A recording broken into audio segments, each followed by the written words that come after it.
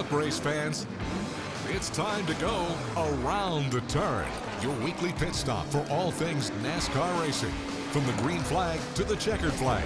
Here's your host, Scotty Powell. We're going around the turn. Well, welcome in, everyone. We are taking a look at Bristol Motor Speedway, the last great Coliseum, and that's where the NASCAR Cup Series is headed this weekend.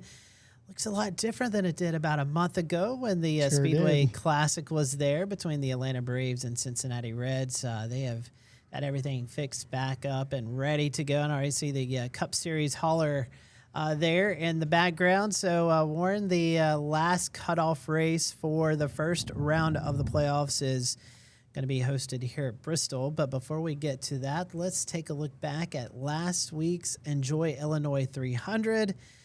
And it was a interesting race, to say the least. It was. So let's find out who's going to put in a world-class performance today in St. Louis. Denny Hamlin on the pole position alongside Kyle Larson. Race 2 of the playoffs. Let's go! Nice start, Hamlin. Here comes Ross Chastain. You will see multi-lane racing today, and Chastain is the first one to show us that. Middle lane to third. I love looking at the telemetry. Oh, Kyle Busch around after making up all those positions. See Cindric in that outside lane. He stayed out, thinking that was going to give him the best opportunity to get stage points. Josh Berry again. Unfortunately, he crashed early in the first playoff race last weekend, and Berry's in the wall. He was running 15th at the time. Stage 1 is won by last week's winner, Chase Briscoe. In countdown to green, as Briscoe locks up, Suarez is in the wall.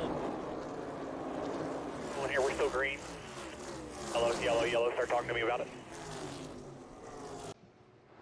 Larson from way back to the bottom of the racetrack, slides up and just runs into Blaney. Man, Blaney's going to be hot about that. Hamlin sweeps around the outside of Nemechek, but it's Bubba Wallace who wins stage 2. What a good drive. And in just 2 turns and half a straight, he's going to make it 4 different winners in 4 years. What a run from Denny Hamlin. He has led the most laps.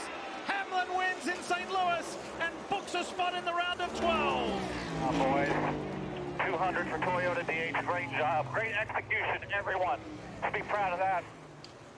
Coach Gibbs is smiling because his drivers have won the first 2 races of the playoffs. Proud of you. I know 59 is important to you, but to get 200 for Toyota, what's the significance of that? Yeah, it's so big for everyone at Toyota. Joe Gibbs Racing, Progressive Toyota was just great there at the end. And so happy to get this victory. And my dad's not feeling well at home. So just shout out to him. The whole family's here. So fantastic day, and man, couldn't be better. In honor of your dad, how do you continually find another level at age 44, Denny? I mean, just step up. I mean, all I can do is just keep being a student of the game, keep trying to get better, and every week is a chance to get a little better. What did your friend Bill Murray say to you right before the race? He came inside the car for a good little bit there. Yeah, I just told him to talk to the guys behind me and make sure that they stay behind me the rest of the race, and so we made that happen. So, man, it's just a great victory. Love that Denny Tom flag. Poster right there is pretty good. And, you know, y'all can boo me, but you can either get on the bandwagon or you can get run over by it. You still love the boos? Bring them all. Denny Hamlin welcomes the boos, but you know what? He delivers with win number 59 here. And that was it. That was a recap of the Enjoy Illinois 300 at Worldwide Technology Speedway in St. Louis. And Warren, a very interesting race there. We saw a little bit of everything, some passing, some accidents. And in the end, Denny Hamlin brings home the victory there. And number 200 for Toyota, 59th victory for Denny Hamlin. And he actually made a comment in the media center afterwards that his goal obviously is to win a championship, but also to get to 70 wins. And well, he has 2 years left on that contract, and by all indications, that's going to be it for Denny when that contract runs out. So almost there, about 11 races away from eclipsing that 70th victory. So what did you take away from the race? We're going to talk about the Ryan Blaney and Kyle Larson stuff here in just a second, but just your overall overtake from the race. I enjoyed it. Illinois 300. It was good. Denny dominated right there at the very end again. I mean, age is just a number. I remember a few years ago, when the one and only Mark Martin won Darlington. Age is just a number. I think it probably is going to be Denny's year. I mean, who's going to stop Joe Gibbs right now? No other team stepped up yet. Bristol's going to be interesting. So, he can probably dominate there again. We'll see what happens. But what other team in NASCAR is going to step up to Joe Gibbs right now? They're killing it. That's a good point. Denny Hamlin on his podcast, Actions Detrimental, last night, actually talking to that point, saying that, yeah, a lot of talk right now about Toyota winning the first 2 races with Joe Gibbs racing, but he said this is a very streaky playoff. All it takes is a driver to hit the right spot at the right time, and they could go off on a streak at their own and win 2 or 3 races in these playoffs. So he's not giving in to the hope of this is going to continue, but he says he likes where his team is right now. And, honestly, going into Bristol, one of Denny's best tracks is there, so it'll be interesting to see. And a comment about Denny Hamlin is, like him or not on the racetrack and post-race in his comments, he has something else. But I've seen a different Denny Hamlin and just his approach to this season and especially the playoffs. It seems like he is more laid back and more just like he's going to take what comes his way. And I think a relaxed Denny Hamlin is a dangerous Denny Hamlin, and you can see that from the past 2 weeks in Darlington, and then again here at St. Louis. And as we head into Bristol as well, very good track for him. Well, I heard that, I don't know if I read it or heard it, he said he used to play golf a lot. He's cut back on that. He's more focused than ever to win this championship. So I guess playing some of the hobbies he used to normally do, and he's working on the other race team as well. So he's got a lot on his plate, so he wants to focus and win that championship. So it's good for him, and he's done that. And like I said, I used to be no Jimmy Johnson fan, big time, but same thing with him. It's either you're with him or you're against him. I mean, but I think it's going to possibly be his year this year. Yeah, that's a lot of people saying that this looks to be Denny's year to win. So some controversy in Sunday's race. Kyle Larson and Ryan Blaney, 2 of the most mild-mannered drivers there is, got into a little bit of it during the racetrack. During the race, you can see from those highlights, Larson drove in deep and clipped Ryan Blaney, spinning him out. And here's what both drivers had to say after the race. I just wanted to know what I did to deserve it. He just said he made a mistake, and yeah, that's fine, make mistakes, but like at the end of the day, I still got turned. He came from all the way on the bottom of the racetrack and hit me in the left rear. I know he most likely didn't mean to do it, but it happened anyway, and so that's just one I got to remember.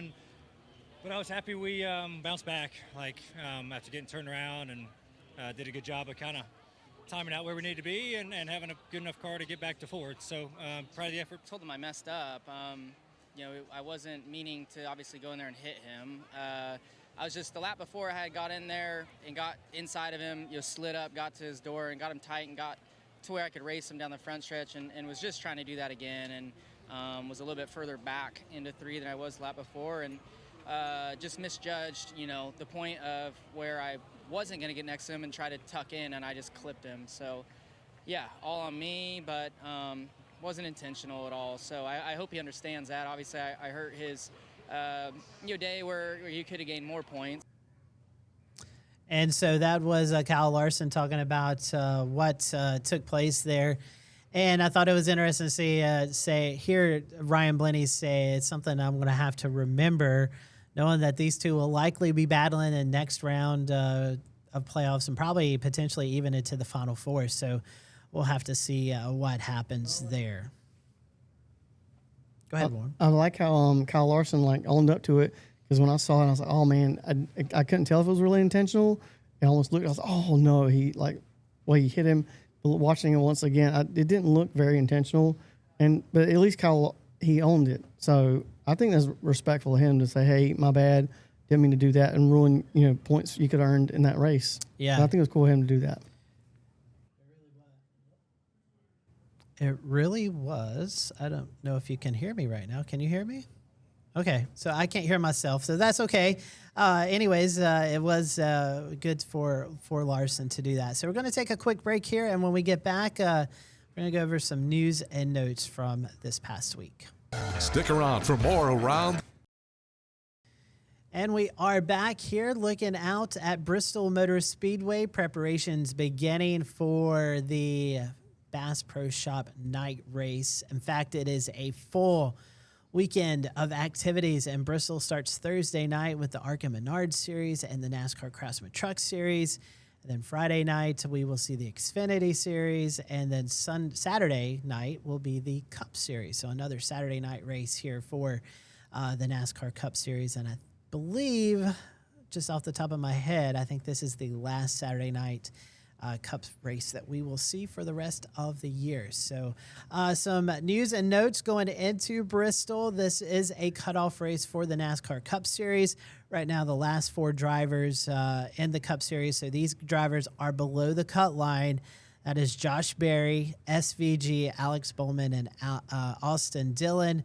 Those 4 drivers right now below the cut line. And if nothing happens, no changing in position, those 4 drivers would be cut after Bristol from the playoffs. And speaking of the playoffs, let's get into what's going on at Bristol. It is the kickoff for the NASCAR Xfinity Series playoffs, and Connor Zillage won the regular season championship in the NASCAR Xfinity Series, winning a whopping 9 races. He is heading into the playoffs with a 60-some point advantage over the cut line there in the Xfinity Series. Also, Justin Allgaier making the playoffs. So did Sam Mayer, Jesse Love, Sheldon Creed, Austin Hill, Sammy Smith, Nick Sanchez, Harrison Burton, Carson Quapple, Taylor Gray, and Brandon Jones. And right now, as we head into Bristol for the NASCAR Xfinity Series kickoff, the 4 drivers below the cut line, remember they have 12 drivers, not 16. Those 4 drivers are Austin Hill. Remember, he got that big penalty where all his playoff points were wiped away. So Austin Hill, Harrison Burton, Taylor Gray, and Sheldon Creed right now, the 4 drivers below the cut line. So we will see how things transpire there in Bristol for the Xfinity Series. And talking of that, Sammy Smith, JR Motorsports, announced on Monday that Sammy Smith will be returning to the number 8 Pilot Chevrolet in the NASCAR Xfinity Series for his 3rd season with Junior Motorsports. And remember, Sammy won at Rockingham earlier this year, won last year in Talladega as well. So the driver coming back for his 3rd season at Junior Motorsports. And kind of some Xfinity Series / Cup Series news. Haas factory team drivers Sheldon Creed and Sam Mayer in the Xfinity Series and Cole Custer in the Cup Series. Well, Haas is going to be switching from Ford to Chevrolet in 2026. They also confirmed that drivers Cole Custer will be returning to the number 41 Cup car, Sheldon Creed and Sam Mayer back in the Xfinity Series, and Haas will be joining Hendrick Motorsports with a technical alliance where Hendrick will be providing engines, pit crew support for the Haas team. And if you remember way back when Haas got into NASCAR, it was a big alliance with Hendrick Motorsports, and they've kind of kept that friendship together. Ford came in and was like, hey, we're going to give you some money. We want drivers Tony Stewart and Kevin Harvick and Clint Boyer and Fords. So they switched over to Ford for a couple of seasons, and now they are back in Chevrolet.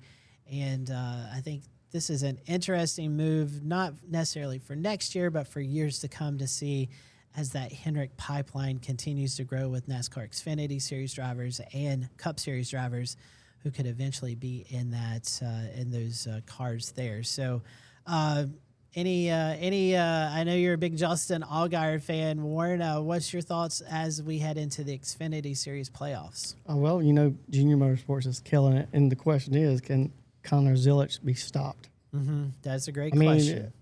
his own teammates, all guy are like, can he put up a fight against it? He's on fire. Who's going to stop him? It is. I think it's easy for Connor to make it to Phoenix. He's got that cushion. It's just really running well right now, and I think Justin Allgaier also running fairly well right now.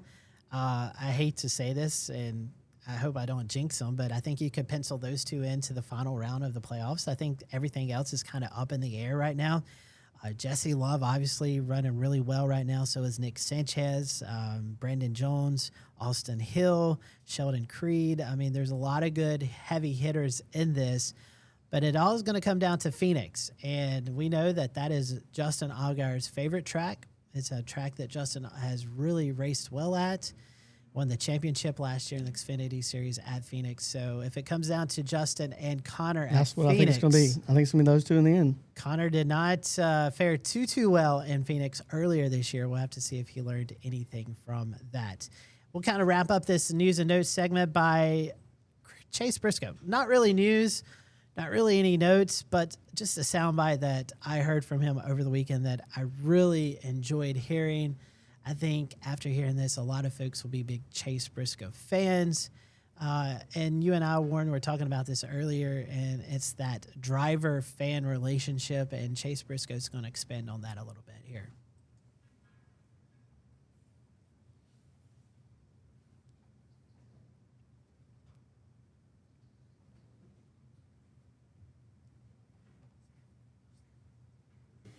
I don't know. I was that kid, right, where, like, you're just dying to get a picture or an autograph, and it might be their one opportunity, and I might not even be their favorite driver, but I'm still a driver, right? So I don't know. It's just something I hope I never lose, right? And yeah, I'm late all the time to stuff, but yeah, it's I don't know. It's cool for me. It's crazy to me that people even want to take my picture or get my autograph. So yeah, I just embrace it.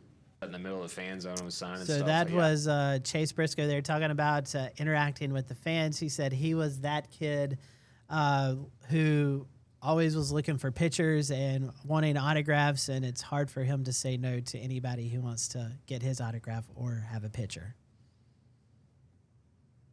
Anything to add there, Warren? Okay. All right. He's good. So we're going to take another quick break. When we come back, we're going to be previewing Bristol and kind of talk about what to expect there. Stick around. If you want to talk with Scotty or you've got a topic you think we should talk about, send us an email to racing@wbtw.com. We'll be right back.